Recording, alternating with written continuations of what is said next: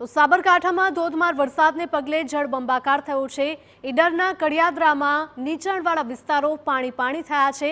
રહેણાંક વિસ્તારમાં પાણી ભરાતા લોકો હાલાકીમાં છે। ઘરોની અંદર પણ ઘૂંટણસમા પાણી ભરાયેલા જોવા મળ્યા, જેના કારણે સ્થિતિ સતત વણસી રહી છે। દર વર્ષે એકની એક સમસ્યાનો સ્થાનિકોનો આક્ષેપ છે। રજૂઆતો છતાં તંત્ર દ્વારા પગલાં ન લેવાતા સ્થાનિકોમાં ભારોભાર રોષ જોવા મળ્યો।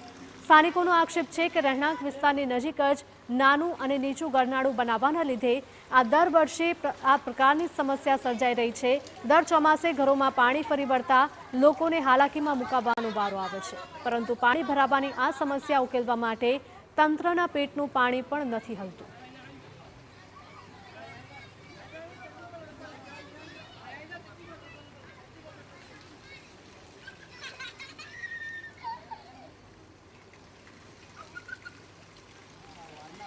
બનાસકાંઠામાં ધોધમાર વરસાદ, બીજી તરફ સાબરકાંઠામાં પણ ધોધમાર વરસાદ વરસી રહ્યો છે, જેના કારણે સમગ્ર પંથકમાં જળબંબાકારની સ્થિતિ છે।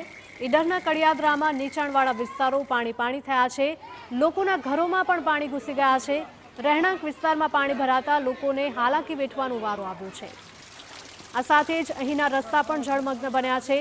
ઘરોની અંદર ઘૂંટણસમા પાણી ભરાઈ જવાથી સ્થિતિ સતત વણસી રહી છે।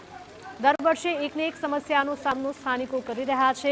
સ્થાનિકોએ તંત્ર સામે આક્ષેપ કર્યો છે, કારણ કે અનેક રજૂઆતો કરવામાં આવી છે, છતાં પણ તંત્ર દ્વારા કોઈ જ પગલાં નથી લેવામાં આવતા। પાણી નિકાલની કોઈ જ કામગીરી તંત્ર દ્વારા નથી કરવામાં આવી રહી।